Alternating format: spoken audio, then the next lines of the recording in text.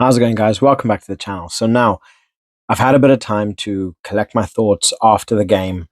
Um, I wanted to run through a couple bits that I didn't really get a lot of time to discuss in the previous video. So, guys, please like and subscribe as always, and let's get cracking. So, first of all, I really want to speak about Sam Prendergast.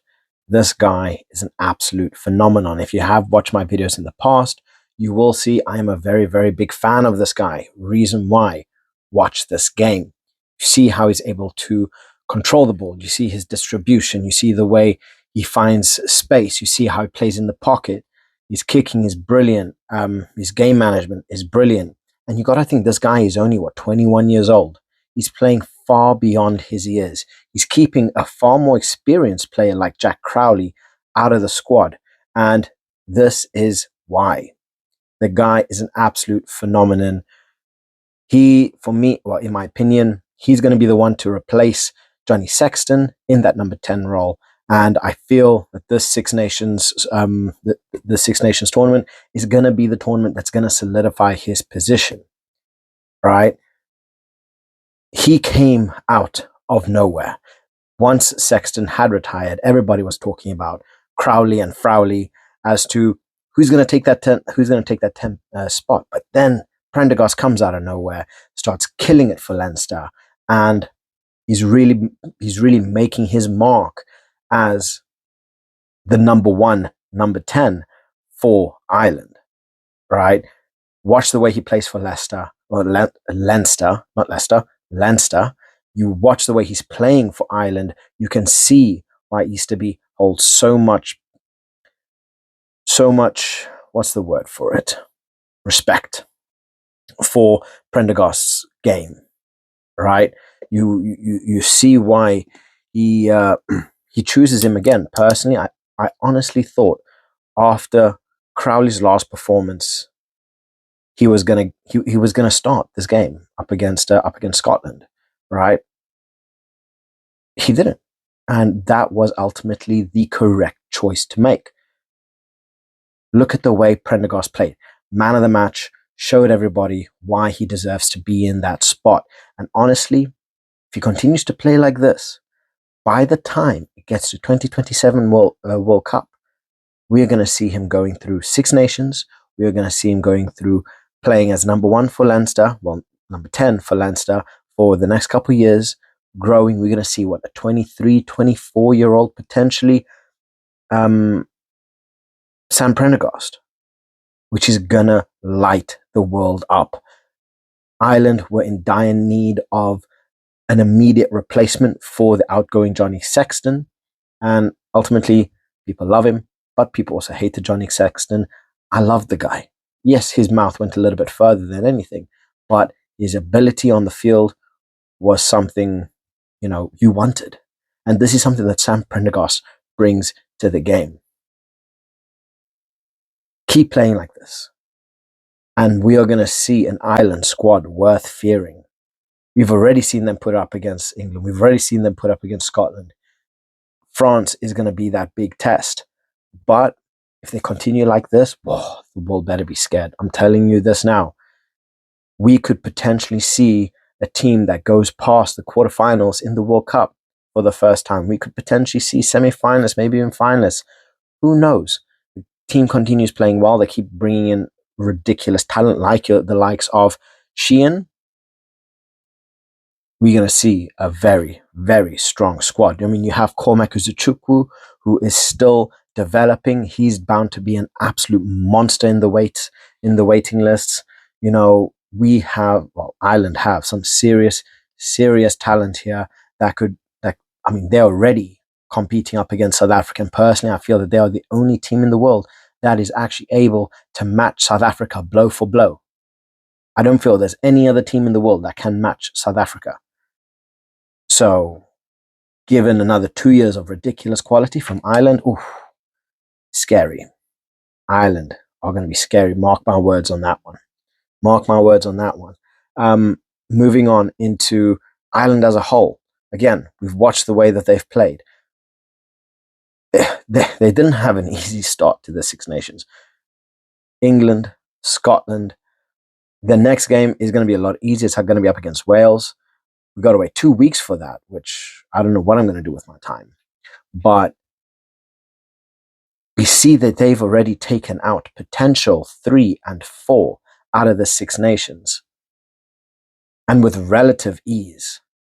The only big blip there is France.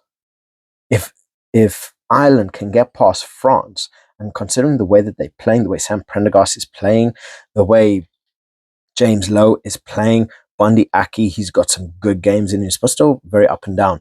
Caelan Doris, the way he's playing, France better watch out. Because obviously they're just coming off of that. This is a very narrow loss up against England, but it's still a loss. France were not at their best. It exposed a lot of issues, right? Which you cannot give to Ireland. This is one team that they're going to make you pay for literally every single thing that you give them. So we are going to see an Ireland squad up against a potential France squad, which is going to be struggling, especially if they can't get through their next game. They will, but we're going to see how they end up doing up against Ireland. So there's only one team left that is capable of winning the Grand Slam, and that is Ireland. Can they do it? 100%. Do I think they're going to do it? 100%. I feel Ireland are going to have far too much for France. Ireland are very good in their attacking and defensive play. They do struggle a bit on lineouts, but then again, so do France. And honestly, Ireland's backs are on a completely different level. Their forwards are ridiculous as well, right? You're just looking at the likes of Porter, Kelleher, Bielam. Then you have Van der Fleer, you have Caelan Doris, you have Gibson Park. Ridiculous. Absolutely, absolutely. They just talent ridden. They just ridiculous. It's disgusting how much talent that they have in that squad. So the odds, personally, I feel the odds of Ireland winning the Grand Slam is really good, actually, right? If they can dispose of France the way that they have done Scotland and England, it will just be a technicality. You know, it's not. It won't be a if they will win the Grand Slam. It's when they win the Grand Slam, if that makes sense. So honestly, I have Ireland down to win the Grand Slam, to take everything. They're taking everybody's names, and they're showing why Ireland are number 2. And they were number 1 for many years. There's a reason for that. They are making this legacy. They are no longer the pushovers, the, you know, and I'm going to get a lot of smack for this, but the Englands of the world, if that makes sense, right? So it's going to be really, really interesting to see how the Six Nation plays out. But if France are disposed of, it's only a matter of when Ireland win the Grand Slam. And then we move on into things a little bit more, what's the word for it? Contested, right? A little bit more controversial. There was the incident with Van der Merwe where he got a yellow. I think, well, if I can remember correctly, Nash, obviously, he managed to get the ball and he kicked it, right? Was Van der Merwe's attempt and obstruction intentional, right? Obviously, it ended up with a yellow card and he got sin binned. There wasn't a penalty try, which they were looking at, but should it have been a penalty try? Where was he looking? Because personally, I do feel that he went intentionally for him, because again, it might just be me, it might just be the way I saw it, but I saw his eyes on Nash. I did not see his eyes tracking that ball. right? And personally, I think he got away with it because I think if they ruled that it was intentional, he would have gotten a red. But I'm not a ref. I don't know the ins and outs of the rules and regulations. I am just a fan. But personally, I think that they were lucky to get off with just a yellow. And you look at what happened.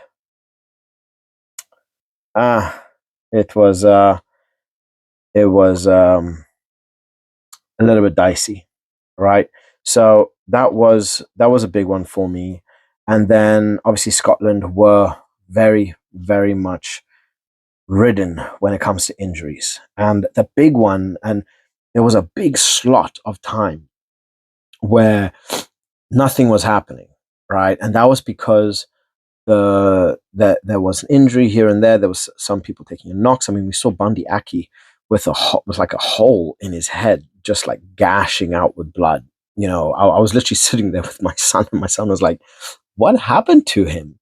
There's blood everywhere." They literally had the camera like had him sideways, and all you see was blood just dropping out, from just over his ear. Um, Obviously there was that, but the big one was Finn Russell and Darcy Graham. They collided, and at first I thought, oh, you know what, it's just should be pretty simple. Finn Russell seemed like he was good to go. They called him in for HIA, so head injury assessment.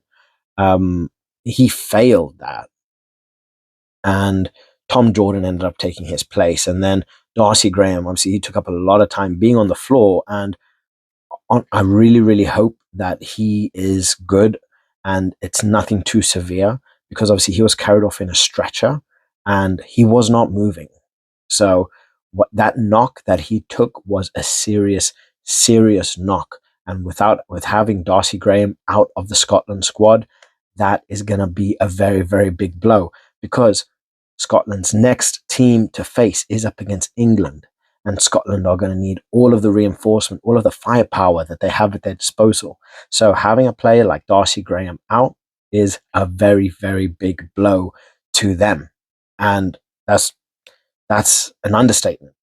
Not having Darcy Graham is going to kick them in the backside. So I really, really hope all the best for Darcy Graham, and that he gets back up and ready, and it's nothing too severe. But when it comes to this, they have to be cautious. They have to be prepared. They have to make sure that they take the right steps to give him the best chance of full recovery, and not rushing him in too early, because then not only is it bad for his career, it's bad for the squad, because then having another injury in the next game, being a little bit too soon, could affect them quite heavily. So Darcy Graham does have 2 weeks to recover, but I'm just waiting to see what the outcome of that, and I really, really do wish him all the best and a really, really swift recovery. And then, yeah, that kind of summed up Scotland. They just weren't there. Yes, they were contesting a lot um, for turnovers. They were really aggressive on that, but every single thing that Ireland, well, everything that Scotland tried, Ireland just hit them back.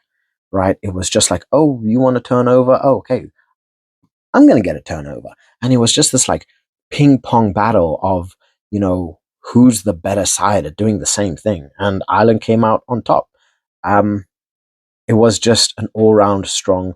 It was just an all round strong effort from Scotland, and it's at Murrayfield as well, right? Murrayfield, it's not an easy place to go, but it just shows just how good Ireland is. Well, and I don't know. Maybe it's a mentality thing. Having Ireland as their bogey team, I think it's like 10 losses in a row for Scotland. I think the last time that they beat, Ireland was something like 2016, 2017, something like that, which is kind of crazy. So I don't know. It's it's a difficult one, because Scotland, they have such talent, but they just can't seem to get a win out of Ireland. No matter what they try, they just cannot get a win. And we know how good Scotland is. We know how powerful they are, right? It's it is a difficult one, and at some point, Scotland are gonna have to win. At some point, things are gonna turn around, and they are gonna get a win. But whether it's next year, the year after, 20, 30 years from now, only God knows. But another one in the books for Ireland, staying strong, and honestly, they're just getting better. They are really, really just getting better. So, look, we have 2 weeks. 2 weeks. What I don't know what I'm going to be doing. I'm probably going to be playing with my jewels in the sand at some point whilst waiting for this next game. But Ireland have I mean, Ireland can pretty much send their under 12s to play Wales in 2 weeks. I think it's the 22nd of February, because at this point in time, it does feel like the under 12s for Ireland could potentially put up a very good fight up against Wales and still come up with a result. So Ireland are gonna. I don't think they're gonna play all their top boys. There's gonna be a time to really give other players, young players, some minutes. Get a couple fresh caps on, get some players more caps, get them working together, get them that on-field experience, because Wales are just not at it. They are just not at it at the moment, and at this rate, they are going to go down without a single win, unless Wales manage to find some superhuman potion, or they can find, an evil doctor that's going to make them all bloody superhero or supervillains and just, destroy shit. That's the only way that they're going to be beating Ireland. No matter what team, B, C, D, E, F, we can go through the whole alphabet. I cannot see any form of universe, bloody plot hole, timeline, multiverse scenario where Wales beats Ireland here. I just do not see that happening at all, in any way, shape, or form. I'm probably going to get a lot of smack from the Welsh, but you can see why I'm saying this, can't you? It's understandable. It makes sense. It makes sense. Believe it. No way is Wales, who dropped below Georgia, going to beat an island squad that made mockeries of England and Scotland. Mockeries. That's just my opinion, though. Give me your hate in the comments. All the Welsh, I'm okay for you to hate on me. I'm just speaking what I think, and I think you're going to get a hiding when it comes game day. Right? You're going to get an absolute hiding, even if you get a 15-point lead to begin the game with. So that's just my opinion, though. Please don't kill me. Then we have a big game for Scotland. England is their next prospect. England are going to be buzzing off of the win up against France. We saw that tempo. We saw that resilience. We saw that fight in England, which we have not seen in a good long while. And this is what we want to be seeing against England, or for England. Are Scotland going to be able to handle that pressure? Is Scotland going to be able to hand potentially Marcus at 15 again, at Finn at 10? Because we saw what wonders that worked. Finn at 10, Marcus at 15, Freeman and Slytom on the wings. Mitchell at 9. That was just like beautiful, just keep working this, because I do feel that made a brilliant partnership, and that is exactly what was needed. But Scotland is a completely different prospect to France. So we'll see. Plus, we're going to be seeing what happens with Darcy Graham, what happens with Finn Russell. We're going to be seeing what happens. I think there was another injury that Scotland did suffer, but for the life of me, I cannot remember the name. And yeah, it's going to be interesting, because we have 2 weeks. They got to find ways to best their opponents, right?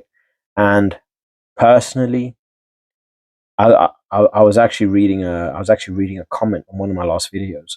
One of my subscribers actually made, and I think he said something like, "If Ireland lose by less than 7 points, do not allow France to get a bonus point. They can still win the Six Nations, regarding, it doesn't matter kind of what outcome comes from Scotland and England." Personally, I think it's a formality. Ireland are going to win the Six Nations. There is only one team that is a bogey team, and that is France. And I do believe Ireland are going to make France their witches with a capital B, shall we say. So I don't hold out much hope. I love France, and please do not get me wrong, French supporters, please do not get me wrong. Top 14 is one of my favorite leagues to watch. French national side is one of the most exciting and beautiful rugby playing nations in the world. But when we're talking purely statistical ability, Ireland have it over you. I love France, and you see that I back France to win a lot. I could have sworn France was going to kill England, but that did not happen. Ireland, however, are a completely different prospect. They're a completely different ball game. I cannot see the win, but I have been made to eat my words before, and it tastes sour, and I do not want to have that happen again. But I do see Ireland beating France. So, yeah, that was quite a lot. But anyway, guys, let me know what your thoughts in the comment section below. I want to know what you guys think about the games. What's going to happen in the next game. Do you think Ireland are going to win the Grand Slam? Because personally, I really, really do think it is a formality. It's not a if, but maybe. It is a when. Purely because of the ability of the Irish squad, the way that the Irish squad are looking, the performances that are on show, and with the likes of Sam Prendergast only getting better. Hopefully, we can see a lot more from Calvin Nash, only getting better. James Lowe playing some brilliant rugby. Caelan Doris playing some brilliant rugby. Van der Fleer playing some brilliant rugby. And you still got to think, we have a player like Furlong on that bench that is just waiting for that pure fitness to come on. We are still waiting for the likes of Mac Hansen to be coming back fully fit. Ireland are scary. But let me know what your thoughts in the comment section below. I want to hear what you guys think. So please, guys, have a lovely day, morning, afternoon, evening, wherever you are. I love you all. Have a lovely day. And I'll catch you guys in the next one. Bye.